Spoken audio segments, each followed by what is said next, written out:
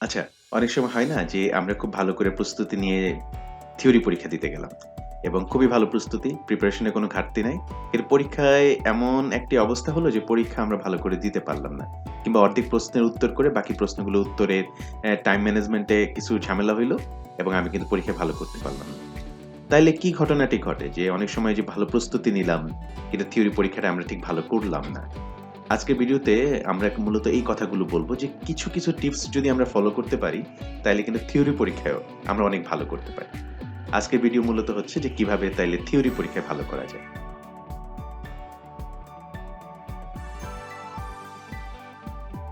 আমি আজকের ভিডিওতে একদম স্টেপ বাই স্টেপ কথা বলব যে কিভাবে আসলে আ ঠিক কিছু স্টেপ ফলো করলে, কিছু পদ্ধতি ফলো করলে থিওরি পরীক্ষায় ভালো করা যায়। এখানে কিন্তু একটা গুরুত্বপূর্ণ ব্যাপার আমি ১ম এই বলে দেই। সেটা হলো যে থিওরি পরীক্ষায় ভালো করার ব্যাপারটা হলো অনেকটা পদ্ধতিগত, অনেকটা অভ্যাসগত। আপনি যদি ভালো কিছু হ্যাবিট বা অভ্যাস তৈরি করেন, তাহলে আপনার ওই থিওরি পরীক্ষায় ভালো করার, ভালো ফলাফল করার অভ্যাসটা তৈরি হবে। একটু বুঝাইয়া বলি, কঠিন মনে হইতেছে কিন্তু একটু বুঝাইয়া বলি। ১ম হলো পরীক্ষার সময় যে ধরনের জিনিসগুলো নিয়ে যেতে হবে। অর্থাৎ পরীক্ষার হলে আমরা কি জিনিস নিয়ে যাই? পরীক্ষার হলে আমরা নিয়ে যাই যে অ্যাডমিট কার্ড, তারপরে আমার কলম, পেন্সিল, শার্পনার আর যা আছে। প্রয়োজন হলে পানির বোতল, আমার যদি হাত ঘেমে যায় তাহলে রুমাল বা টিস্যু পেপার, আমার যদি কোন ধরনের মেডিকেল কন্ডিশন থাকে তাহলে ইনহেলার, এগুলো আমরা নিয়ে যাই। এবং আমরা যে ভুলটা করি অনেক সময় পোলাপানরা প্রতিদিন সকালবেলা উইঠা এই জিনিসটা প্রিপারেশন করা শুরু করে। অর্থাৎ পরীক্ষার হলে যাবো, পরীক্ষা ১০ টায়, ৯ টার দিকে এখন রেডি হচ্ছি, দৌড়ায় এই কাজগুলো করতেছি। সমস্যা কি? সমস্যা হইলে ওই সময় কিন্তু ভুল হয়ে যায়। তাইলে কি করতে হবে?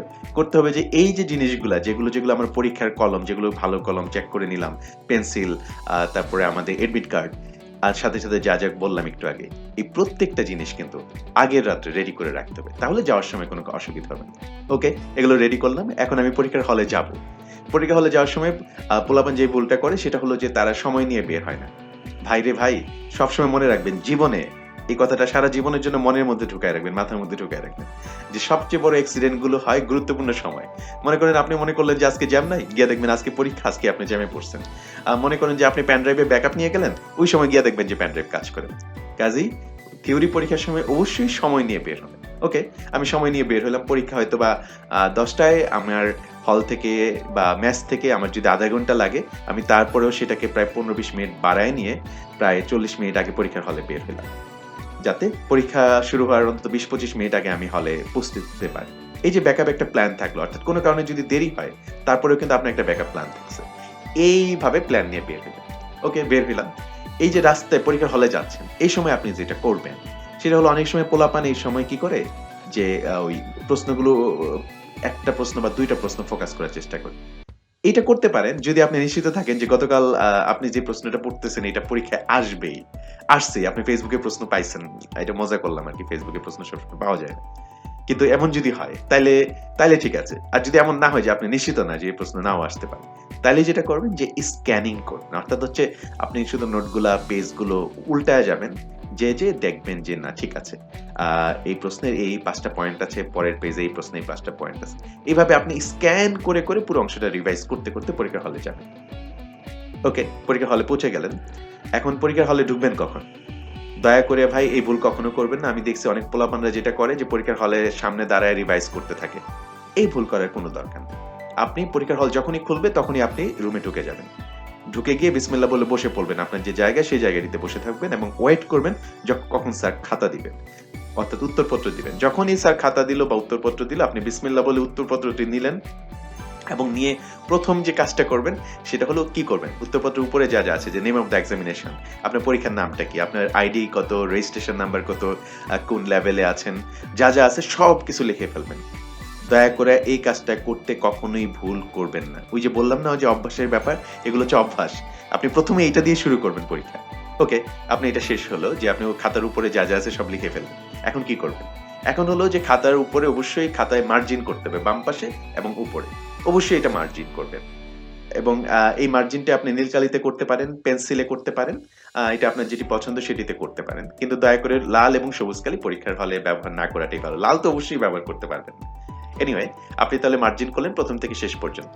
এবং মার্জিন করা শেষ হইলে আপনি এখন অপেক্ষা করবেন যে কখন স্যার প্রশ্ন দেন। ওকে? প্রশ্ন পাইলেন। প্রশ্ন পাওয়ার পর যেটা হলো যে আমি প্রশ্ন পাওয়ার সময় ছেলে মেয়েদের সবসময় একটা দোয়া বলতে বলি যে রব্বি ইয়াসসির ওয়ালা তুয়াসসির ওয়াথামিম আলাইনা বিল খাইর রব্বি জিদনি ইলমা।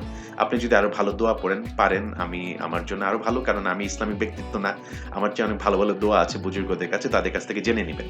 কিন্তু এই দোয়াটার মাধ্যমে কিন্তু একটা মাইন্ড শিফট চেঞ্জ হয়, অর্থাৎ আপনি এতক্ষণ টেনশনের মধ্যে ছিলেন, অনেক ঝামেলার মধ্যে ছিলেন, এখন এই যে প্রশ্নটা পাইছেন এবং একটা ফোকাসড কনসেন্ট্রেশন, কাজে এই দোয়াটা আমার মনে হয় আপনাদের জন্য জানা গুরুত্বপূর্ণ। এই দোয়া পড়ে প্রশ্নটি নিলেন, ওকে গুড। প্রশ্ন নেয়ার পর প্রথম যেই কাজটি হইল, কি করবেন? প্রথম কাজটি হলো যে উপরে যে ইনস্ট্রাকশন আছে সেটা পড়বেন। অনেক পোলাপানি ভুল করে যে নিচের দিকে পড়া শুরু করে, অবশ্যই না, উপরে ইনস্ট্রাকশনটা আগে পড়বেন। উপরে ইনস্ট্রাকশন কি লেখা আছে যে 7টি প্রশ্নের মধ্যে মনে করেন যে 7টি প্রশ্নের মধ্যে 5টা প্রশ্নের উত্তর দিতে হবে এবং এর মধ্যে কোশ্চেন নাম্বার 1 হচ্ছে কম্পালসরি। এই জিনিসটা দয়া করে আগে পড়বেন। কখনোই কোশ্চেনের ইনস্ট্রাকশন না পড়ে কোশ্চেনের ভিতর যাবেন না। ইনস্ট্রাকশন পড়া শেষ আপনার। আপনি আগেই 1 নম্বর যেহেতু কম্পালসরি, এটাকে একটা লাল কালি দিয়ে রাখেন যে এটাকে আমাকে উত্তর দিতেই হবে। তারপর আপনি বুঝছেন যে 7টার মধ্যে আপনার 5টাকে উত্তর দিতে হবে। আপনি এরপরে কোশ্চেনটা পড়েন। পড়ে আপনি সিলেক্ট করেন যে কোন 4টি, এক তো আপনার কম্পালসরি, আর কোন 4টা প্রশ্ন আপনি উত্তর দিবেন। এবং এটা খুবই গুরুত্বপূর্ণ। এট লিস্ট আপনি 5 মিনিট সময় রাখবেন এই কোশ্চেনটাকে এইভাবে উত্তর মানে সিলেক্ট করার জন্য যে আপনি কোনগুলো প্রশ্ন উত্তর। অনেক সময় পোলাপান যে ভুলটা করে যে একটা প্রশ্ন নিয়ে ওই প্রশ্নটা মনে করলো যে এটা তার কমন পড়ছে, এটা আগে উত্তর লেখা শুরু করে। কখনোই এই ভুলটা করবেন না। পুরা প্ল্যানিংটা করে নেবেন যে 2 ঘন্টা যদি পরীক্ষা হয় বা 3 ঘন্টা পরীক্ষা হয়, যে কোন 5টা প্রশ্ন আমি লিখবো সেটি প্ল্যানিং প্রথম 5 মিনিটের মধ্যে ফাইনাল করে নেবেন। Okay fine. তাহলে আমি বুঝলাম যে আমি 1 নম্বর প্রশ্ন কম্পালসরি, এটা আমি লিখবো, আর বাকি 7টি প্রশ্নের মধ্যে আমি আরো 4টা প্রশ্ন খুঁজে পাইছি, এই 4টা প্রশ্ন আমি উত্তর দিব। ভালো কথা, উত্তর দেওয়ার জন্য আমি প্রস্তুত। যুদ্ধ শুরু হয়ে গেল। প্রশ্ন হইলো যে এখন কোনটা দিয়ে শুরু করব, কোন প্রশ্ন দিয়ে শুরু করব। একদম সহজ সমাধান আছে, আপনি সবচেয়ে বেশি কনফিডেন্ট যেটাতে। মনে করেন যে কোশ্চেন নাম্বার 5 আপনি পুরাটা পারেন, A to Z যা দেখছেন সব পারেন, তাই কোশ্চেন নাম্বার 5 দিয়ে শুরু করেন। এখানে আবার একটা কিন্তু আছে, অনুসিদ্ধান্ত আছে। অনেক সময় কি হয় যে মনে করেন যে কিছু কিছু প্রশ্নে এমন হয় যে ওই থিওরি পরীক্ষা, কিন্তু তার মধ্যে আবার হয়তো বা ফিল ইন দ্য ব্ল্যাঙ্কস থাকে, ম্যাচিং থাকে, অর্থাৎ নাম্বার বেশি, মূল্যমান বেশি।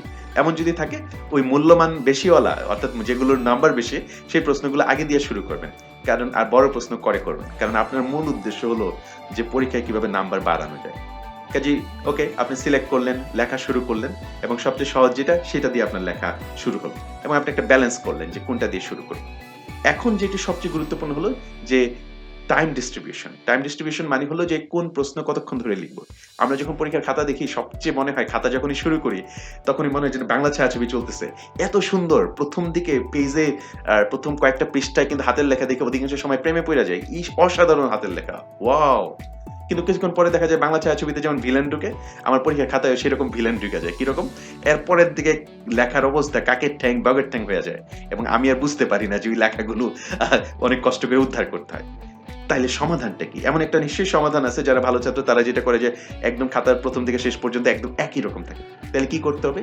সেই আগের কথায় ফিরে যাই, আমাকে একদম টাইম ডিস্ট্রিবিউশন স্ট্রিক্টলি মেইনটেইন করতে হবে। মনে করেন আমি যে কথাটি বললাম যে আমার পরীক্ষায় 5টা প্রশ্নের উত্তর দিতে হবে এবং আমার সময় হচ্ছে 2 ঘন্টা। 2 ঘন্টা মানে হচ্ছে 120 মিনিট। তার মানে 5টি প্রশ্নের জন্য আমার গড়ে সময় পাওয়া যাচ্ছে, যদি ভাগ করেন 120 কে 5 দিয়ে, 24 মিনিট। প্রত্যেকটা প্রশ্নের জন্য আপনার কিন্তু 24 মিনিট সময়। এটা মাথার মধ্যে ঢুকাইতে হবে অবশ্যই। কাজেই আপনাকে যেটা করতে হবে যে যখনই মনে করেন একটা প্রশ্ন উত্তর দেখতেছেন, যেহেতু আপনার 5 সবচেয়ে পছন্দের প্রশ্ন ছিল, 5 দিয়ে শুরু করছেন, 5 নম্বর প্রশ্ন উত্তরের শেষের দিকে আছেন, যখনই 18, 19, 20 মিনিট পার হয়ে গেল, তখনই আপনি উত্তরটাকে ছোট করতে থাকবেন, তাড়াতাড়ি করতে থাকবেন, যাতে আপনি 24 মিনিটের মধ্যে শেষ করে ফেলেন। এখন মনে করেন কোনো কারণে প্রথম দিকে কিছু সময় নষ্ট হয়েছে বা মোমেন্টামটা আসে নাই, প্রথম প্রশ্নটা উত্তর দিতে আপনার 24-এর চেয়ে 2 মিনিট বেশি লাগছে, ঠিক আছে ফাইন। আপনি পরে প্রশ্নটা লেখার সময় অবশ্যই মাথায় রাখবেন যে প্রথম প্রশ্নটা কিন্তু আমার 2 মিনিট খাইয়ে ফেলছে, কাজে এইখানে কিন্তু আমার 2 মিনিট কমাতে হবে। এইভাবে কিন্তু আপনি টাইম ম্যানেজমেন্ট করে অবশ্যই প্রশ্নগুলো উত্তর দিবেন। যদি প্রত্যেক প্রশ্নের মূল্যমান অর্থাৎ নম্বর যদি সমান থাকে, আর নম্বর সমান না থাকলে কোন প্রশ্নের নম্বর বেশি কম সেটার সাথে মিশে আপনি টাইম ম্যানেজমেন্ট করবেন। প্রশ্ন হলো এই যে টাইম ম্যানেজমেন্টটা, এটা কিন্তু আপনি পরীক্ষার হলে যে গোল বা চারকোনা বড় বড় ঘড়ি থাকে এটা থেকে করতে পারবেন না। অবশ্যই যদি আপনার পরীক্ষার হলে ঘড়ি অ্যালাউড হয়, অবশ্যই আপনি স্টপ ওয়াচ ধরে, একদম স্টপ ওয়াচ ধরে এই কাজটি করবেন, এবং এই স্টপ ওয়াচটা অবশ্যই মাস্ট, এটা আপনাকে করতেই হবে। আর লাস্টে একটা কথা মনে রাখবেন যে পরীক্ষায় লাস্ট কয়েকটা মিনিট আপনি রিভিশনের জন্য রাখবেন। কে আমি রিভিশন দিতে ওইটা বলতেছি না যে ওই ছোটবেলায় আমাদের বাবা মারা যখন বলে দিত যে পরীক্ষার হলে কিন্তু প্রশ্ন টশ্ন লেখা পরে আবার কিন্তু রিভাইজ করবা, বানান ভুল হইলো নাকি ভুল হইলো না এগুলো কিন্তু দেখবা। আমি কিন্তু এই রিভিশনের কথা বলতেছি না। আমি কি রিভিশনের কথা বলতেছি? আমি বলতেছি যে আপনি জাস্ট 2-3 মিনিট রিভিশনের জন্য রাখবেন এবং আপনি দেখবেন যে আপনার কোন প্রশ্নের নাম্বার মানে কোন প্রশ্নের যে প্রশ্নগুলো উত্তর দিয়েছেন সেই প্রশ্নের উপরের সাথে প্রশ্ন নাম্বার এবং উত্তরের নাম্বার মিল আছে কিনা, অর্থাৎ 5 নম্বর প্রশ্ন ঠিক 5 নম্বর প্রশ্নের উত্তর দিয়েছেন কিনা, এই জিনিসগুলো কিন্তু প্রপারলি চেক করবেন। এটা চেক করলে আপনার ফাইন, এটা আপনার 2-3 মিনিটের মধ্যেই হয়ে যাবে। এরপর আপনার জন্য যে গুরুত্বপূর্ণ হলো যে আপনার হাতের লেখা। মনে রাখবেন হাতের লেখা কিন্তু অনেক বেশি গুরুত্বপূর্ণ। অনেক বেশি গুরুত্বপূর্ণ এই সেন্সে যে খাতা দেখে কিন্তু কোনো রোবট না, খাতা দেখে আমাদের মতো হিউম্যান বিং। এই যে হাতের লেখা যখন সুন্দর থাকে পুরা খাতার মধ্যে তখন কিন্তু সুবিধা হয়, তখন কিন্তু যারা শিক্ষক আছেন যারা ইভালুয়েট করতেছেন তারা কিন্তু এটা খুব ভালোভাবে দেখতেছেন, ও ছেলে মেয়েটা সুন্দর করে খাতা লিখছে। এখন যদি আপনার হাতের লেখা খারাপ হয় তাহলে তো আর কিছু করার নাই, আপনি চেষ্টা করবেন যতটা সুন্দর লেখাতে। আমি হাতের লেখা ভালো করার জন্য আরেকটা ভিডিও বানাবো, কিন্তু আমি জাস্ট একটা কথা বলে নেই আজকের ভিডিওতে। মনে রাখবেন যে হাতের লেখা যে কোনো বয়সে হাতের লেখা কিন্তু সুন্দর করা যায়। ছোট্ট একটা টিপস বলি, আপনি দেখবেন যে আপনার হাতের লেখার মধ্যে কয়েকটা অক্ষর বিশ্রী ধরনের। বিশ্রী বলতে মনে করেন যে আপনার ওয়াই হয়তো বা দেখতে বিশ্রী বা জি হয়তো বা দেখতে বিশ্রী। আপনি ওয়াই বা জি এই দুইটা কিন্তু বাদ দিয়ে করতে পারেন, অর্থাৎ এই ওয়াই বা জি কে আপনি একটু সুন্দর করে দিলেন, এটা একটু প্র্যাকটিস করলেন, এইভাবে কিন্তু এই যে ওয়াই এবং জি যদি আপনি চেঞ্জ করেন তাহলে দেখা যাবে যে ওয়াই এবং জি যে শব্দগুলোতে আছে সেই শব্দগুলো কিন্তু আপনার সুন্দর হয়ে গেল। এইভাবে কিন্তু আপনি হাতের লেখা সুন্দর একটা ওয়ে দিতে পারেন। গুড, হাতের লেখা নিয়ে কথা বললাম। এখন হলো যে আমরা কোনো একটা প্রশ্নের যখন উত্তর লিখবো তখন উপরে কি লিখবো, এটাও কিন্তু আমাদের পোলাপান ভুল করে। উপরে যদি আপনি বাংলায় লিখেন সুন্দর করে লিখতে হবে যে 1 নং প্রশ্নের উত্তর, যদি আপনার বাংলা পরীক্ষা থাকে। আর যদি ইংলিশে থাকে অবশ্যই ফুল লিখবেন যে answer ANS dot to the question number 1। এখন আপনি এটা ডট দিয়ে শর্ট ফর্মেও লিখতে পারেন, ফুল ফর্মেও লিখতে পারেন, কিন্তু এই যে বললাম না যে answer to the question number 1, answer to the question number 2, এইভাবে লিখবেন। দয়া করে জাস্ট এক দিয়ে নিচে টান দিয়া উত্তর লেখা শুরু করে দিবেন না। ওই যে বারবার বললাম যে এটা একটা অভ্যাসের ব্যাপার, থিওরি পরীক্ষা ভালো করা অভ্যাসের ব্যাপার। এই অভ্যাসগুলো আপনি যখন করবেন দেখবেন যে থিওরি পরীক্ষা আপনি নাম্বার এমনিতেই ভালো পাচ্ছেন। এখন অনেক সময় যেটা হয় যে একটা প্রশ্নের মধ্যে A B C D এই 4টা অংশ থাকে, তাই না? A B C D যখন এই 4টা অংশ থাকে তখন যে অসুবিধাটা হয় যে উপরে তো আপনি সবার উপরে লিখলেন যে answer to the question number 1। তারপর যখন আপনি একের উত্তর দিবেন অবশ্যই লিখবেন যে answer to the question number 1A 1B, এইভাবে আলাদা আলাদা ভাবে লিখবেন। যদি আপনার সময় না থাকে অ্যাট লিস্ট উপরে answer to the question number 1 এটা বড় করে লিখলেন, পরে 1 ব্র্যাকেটে A দিয়ে 1 এর উত্তর লিখবেন, এইভাবে লিখবেন। এটা খুবই গুরুত্বপূর্ণ, কারণ হলো যে শিক্ষক যিনি ইভালুয়েট করেন থিওরি পরীক্ষা তিনি যখন নাম্বারটা দেন তার মাথায় থাকে যে এটা কয় নম্বর প্রশ্ন। যদি আপনি এ দিয়ে লিখলেন এবং বুঝতে পারলো না শিক্ষক যে এটি কয় নম্বর প্রশ্ন, তাহলে শিক্ষক কিন্তু একটু বিরক্ত হবেন, আর উনি যখনই বিরক্ত হবেন তখনই বোঝা গেল যে আপনার কিন্তু নাম্বার কমতেছে। কাজে অবশ্যই এটা খুব সাবধান। আরেকটা ব্যাপার মনে রাখবেন যে অনেক সময় অনেক প্রশ্নের উত্তর আপনার সঠিকভাবে জানা নাও থাকতে পারে। মনে করেন যে 4 নম্বর প্রশ্নের উত্তর এটা আপনি একদম সবার শেষে দিয়েছেন, কিন্তু আপনি কনফিডেন্ট না, কারণ আপনি তার 70% উত্তর জানেন আর বাকি 30% জানেন না। হয়তো বা ABCD আছে, ABC আপনি পারেন, D পারেন না। দয়া করে অবশ্যই D খালি রাখবেন না। আই রিপিট, দয়া করে কখনোই খালি রাখবেন না। আপনার যদি একটু বিন্দুমাত্র ধারণা থাকে, অনুমান থাকে, যে কোনো জনের অ্যাজাম্পশন থাকে, এটার উপর কিছু না কিছু দিয়ে রাখবেন। কারণ মানে আপনি একটা রিস্ক নিয়েছেন, এটা হারানোর কিছু নাই। যদি প্রশ্নটা অর্ধেকও হয় স্যার কিন্তু নাম্বার দিবেন। আর আমরা কিন্তু শিক্ষক যারা ইভালুয়েট করি আমরা আসলে নাম্বার দেওয়ার জন্য বসে থাকি অনেক সময়। দেয়ার আর সাম ব্যতিক্রম, দেয়ার আর সাম এক্সেপশনস অলওয়েজ। কাজেই সেটা ব্যতিক্রম হইতে পারে। কাজেই এইটা আপনি মাথায় রাখবেন যে কোনো প্রশ্নের উত্তর কখনোই ছেড়ে আসবেন না। আপনি যখন এডিশনাল অ্যান্সার শিট নেবেন, অনেক সময় হয় না যে আমার খাতা শেষ হয়ে গেলে এখন আমি এডিশনাল অ্যান্সার শিট নিব। যখনই এডিশনাল আনসার শিট নেবেন আবার উপরে কিন্তু জিনিসগুলো লিখবেন, আপনার আইডি নাম্বার, বিশেষ করে আইডি রেজিস্ট্রেশন নাম্বার এবং সিরিয়াল নাম্বার। অর্থাৎ অনেকগুলো যখন এডিশনাল আনসার শিট নেবেন আপনি বিপদে পড়ে যাবেন যে কোনটা ফার্স্টে ছিল। কাজে যখন যেটা নেবেন তার উপরে সিরিয়াল নাম্বারটা দিবেন, এবং যদি সময় থাকে তখন অবশ্যই আগের মতো মার্জিন দিবেন, আর যদি সময় না থাকে অ্যাটলিস্ট ভাঁজ করে নেবেন মার্জিনটা। এইভাবে কিন্তু আপনার খাতার প্রথম থেকে শেষ পর্যন্ত আপনি কিন্তু থিওরি পরীক্ষার জন্য সুন্দর করে যে অভ্যাসের কথা বললাম এই কম্পোনেন্টস গুলো যখন এনশিওর করবেন, আপনার খাতার বাহ্যিক যে কম্পোনেন্টস বাহ্যিক দেখতে যেমন সুন্দর হবে এবং আপনার পুরো খাতাটা অনেক বেশি অর্গানাইজড হবে এবং আপনি কিন্তু ভালো নাম্বার পাবেন। এখন গেল মোটামুটি খাতা অর্গানাইজেশনের ব্যাপারে। এখন প্রশ্নের উত্তর লিখবো কিভাবে?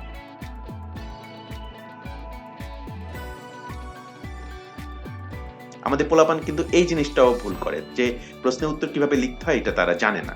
মনে করেন যে একটা প্রশ্নে আসলো যে differentiate between pharmacokinetics and pharmacodynamics. এই দুইটা কঠিন শব্দ মনে হচ্ছে, আপনার কঠিন শব্দ বোঝার দরকার নেই। আপনার জন্য বুঝতে হবে যেটা ফার্মাকোডাইনামিক্স অ্যান্ড ফার্মাকোকাইনেটিক্স এর মধ্যে পার্থক্য আমি জানতে চাইছি।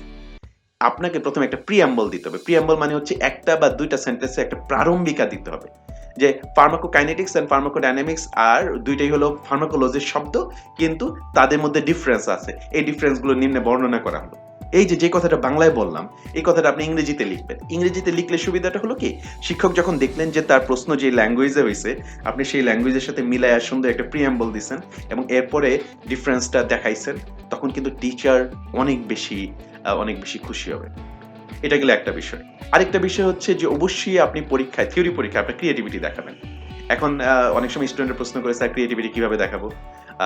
কারণ হলো আমরা যখন পড়াই স্টুডেন্টরা কিন্তু ওই ধরনের উত্তরই লিখে, আমরা যেভাবে পড়াই। আমরা যখন 100 খাতা দেখি, সবাই যখন একই উত্তর লিখে, আর আরেকজন যখন 101 নম্বর খাতাটা যখন আমি একটু ব্যতিক্রম দেখি, তখন কিন্তু আমি খুশি হই। অধিকাংশ শিক্ষকই কিন্তু খুশি হয়। ব্যতিক্রমটা কি? আপনি অন্য উত্তর দিচ্ছেন সেটা না, আপনার তো উত্তর একই, আপনি তো মঙ্গল গ্রহ থেকে নতুন উত্তর আনতে পারবেন না। কিন্তু যেটা হলো যে সেই উত্তরের সাথে আপনি হয়তো টেক্সট বই থেকে বা অন্য কোনো বই থেকে নতুন কোনো জিনিস যোগ করেছেন, যেটা আপনার উত্তরকে অন্য যে পার্থক্য করলো। আরেকটা স্মার্ট ওয়ে আছে, ওয়ে হলো যে বিভিন্ন ধরনের ডায়াগ্রাম তৈরি করা। মনে করেন যে আপনাকে বলা হলো যে কোনো একটা ড্রাগের সুবিধা এবং অসুবিধা লিখো, বা কোনো একটা মেশিনের সুবিধা এবং অসুবিধা লিখো। আপনাকে যে শীট দেওয়া হয়েছে বা নোট দেওয়া হয়েছে, আপনার মধ্যে সেই নোটের মধ্যে আছে মানে জাস্ট সুবিধাগুলো, নিচে 10টা সুবিধার পয়েন্ট, অসুবিধা নিচে 10টা অসুবিধার পয়েন্ট। আপনি এইভাবে লিখতেছেন এবং 100% পোলাপান এইভাবেই লিখবে।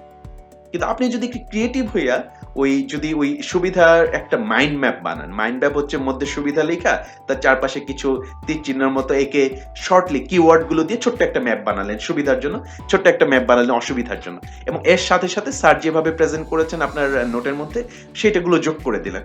তাহলে শিক্ষক যিনি ইভালুয়েট করবেন উনি তখন দেখলো, আরে এটা তো ডিফারেন্ট কিছু করছে, যে আগের মতো পোলাপানের সাথে সে এডিশনাল কিছু যোগ করছে।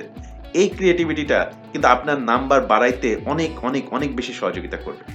আপনার যদি ম্যাথমেটিক্সের ধরনের কোনো জন্য থাকে, যদি প্রশ্ন থাকে, তাহলে অবশ্যই যে আনসার করবেন যখন, অবশ্যই আনসারের নিচে আন্ডারলাইন করে দিবেন, যাতে ঠিক শিক্ষক বুঝতে সুবিধা হয় আপনার আনসারটি কোথায় গিয়ে শেষ হয়েছে। আর হলো অবশ্যই ইউনিট লিখবেন। অনেক সময় হয় যে আমরা বিভিন্ন ধরনের সোশ্যাল সায়েন্স সাবজেক্টগুলোতে বা বিসিএস এর পরীক্ষা আমাদের বিভিন্ন ধরনের কোটেশন লিখতে হয়, কোন ব্যক্তি কি বলছে না বলছে এইসব কিছু লিখতে হয়। এই কোটেশনগুলো কিন্তু আপনি অবশ্যই নীলকালিতে লিখবেন এবং তখন হচ্ছে একটা আলাদা প্যারাগ্রাফ করে লিখবেন এবং কিন্তু দুপাশে কোটেশন মার্ক দিয়ে দিবেন। তাহলে ভিজুয়ালাইজেশন দেখতে সুবিধা হবে। আরেকটা কথা খুব মনোযোগ দিয়ে শোনেন, পরীক্ষার খাতায় অবশ্যই একটা প্রশ্নের উত্তর এবং আরেকটা প্রশ্নের উত্তরের মধ্যে অবশ্যই জায়গা রাখবেন। আমরা সবসময় দেখি যে পোলাপান সবচেয়ে বেশি মিতব্যয়ী হয় পরীক্ষার খাতায়, আরে একটার মধ্যে আরেকটা ঢুকায় দেয়। দয়া করে এটা করবেন না, এতে যারা টিচার ইভালুয়েট করেন তারা বিরক্ত হন এবং এই জিনিসটা কিন্তু ভালো না। ওকে, তাহলে আপনি সুন্দর করে পরীক্ষা দিলেন, প্রশ্নের কথাগুলো বললেন। মনে করেন অনেক সময় ভুলে একটা প্রশ্ন ভুল হয়ে গেছে বা কয়েকটা সেন্টেন্স আপনার ভুল হয়ে গেছে, অনেকে একদম ঘষাঘষি করে কাটাকাটি করে। ভাই কোনো দরকার নাই, একটা টান দিয়ে কাইটা দিবেন। কোনো কারণে মনে করেন যে পরীক্ষায় 2টা পাতা লাগানো ছিল, আপনি মনে মিস করছেন, আপনি জাস্ট দুই পাশে একটা করে টান দিয়ে ওই অংশটা কেটে দিবেন এবং পিটিও প্লিজ টার্ন ওভার এই শব্দটা লিখে দিবেন। তাহলে দেখা যাবে যে স্যার বুঝছেন যে আপনি কোনো কারণে এটা মিস করেছেন। এই যে টেকনিক্স গুলো বললাম, এই টেকনিক্সের প্রত্যেকটা জিনিসই কিন্তু অভ্যাসগত, অর্থাৎ আপনি নেক্সট পরীক্ষা থেকে আপনি অভ্যাস করা শুরু করেন যে আমি ঠিক আর্লি যাব, আমি সময় নিয়ে বেরোবো, আগের দিন পরীক্ষার যা যা আছে সব রেডি করে রাখবো, পরীক্ষার হলে ঠিক যে প্রসেসটা বললাম যে প্রশ্ন দেখার পর আগে ইনস্ট্রাকশন দেখবো, পরে সিলেক্ট করবো কোন কোন প্রশ্ন, তারপর সবচেয়ে সহজ দিয়ে শুরু করবো, কঠিনটা লাস্টে করবো, কোনো প্রশ্ন আনঅ্যাটেন্ডেড রাখবো না, প্রপার ডিফারেন্স লাগবো। এই যে কম্পোনেন্টস গুলো বললাম, এই কম্পোনেন্টস গুলো ফলো করেন, দেখবেন আগামী পরীক্ষা থেকে আপনার থিওরি পরীক্ষা আপনি আগের চেয়ে অনেক ভালো করবেন ইনশাল্লাহ। আপনার আশা করি এই টিপসটা দেখে আপনার ভবিষ্যতে পরীক্ষা অনেক ভালো হবে। ভালো হইলে আমাকে মিষ্টি খাওয়ানোর জন্য পয়সা দিয়ে দিন। আর ভিডিওটা যদি ভালো লেগে থাকে অবশ্যই সাবস্ক্রাইব করবেন। দেখা হবে ইনশাল্লাহ পরের ভিডিওতে।